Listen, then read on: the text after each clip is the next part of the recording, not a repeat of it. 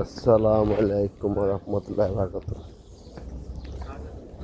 বাংলাদেশ প্রধানমন্ত্রী ও স্বরাষ্ট্রমন্ত্রীকে বলবো, নেপালও আমাদের সাথে যুদ্ধ করে প্রধানমন্ত্রী হয়েছে।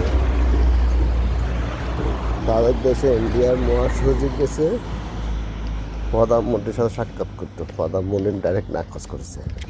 আর আমাদের দেশে ইন্ডিয়া যদি একটা ওসি না দারোগা আসে, তাহলে তাদের সাথে বৈঠক করে। এটি হচ্ছে নেপালের পাওয়ার।